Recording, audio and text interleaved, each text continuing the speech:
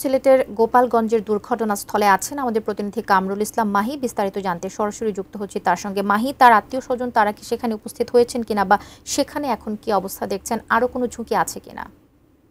এই যে গোলাপগঞ্জ উপজেলার লক্ষণাবাদ ইউনিয়নের বক্তিয়ারঘাট যে গ্রামটি রয়েছে, সেই গ্রামটিতে পৌঁছার পরেই কিন্তু আমরা দেখেছি অসংখ্য ছোট বড় টিলা রয়েছে। মূলত বলা যায় একটি টিলা এলাকায় এটি, এবং গতকাল পুরোটাতে যে ঘটনাটি ঘটেছে, একই পরিবারের 7 জন নিহত হয়েছেন। তিনি রিয়াজউদ্দিন নামের একটি এবং তার স্ত্রী এবং এক সন্তান, 2 সন্তান, তারা কিন্তু টিলা ধসে মারা গেছে। এই ঘটনার পর থেকেই কিন্তু এই এলাকায় আসলে বিরাজ করছে, এবং এর আগেও কিন্তু 2 বছর আগে এই এলাকায় একই ধরনের টিলা ধসে লোকজন মৃত্যুর ঘটনা ঘটেছে বলে আমরা জেনেছি। এবং সকালে আসলে যখন মুষলধারে বৃষ্টি হচ্ছিল, তখন উদ্ধার তৎপরতার বিষয়টি নিয়ে কিন্তু প্রশাসন এবং স্থানীয় আসলে ব্যাগ পেতে হয়েছে। এখন থেকে প্রায় আনুমানিক 2 ঘন্টা আগে আসলে উদ্ধার শুরু হয়েছে। উদ্ধার তৎপরতা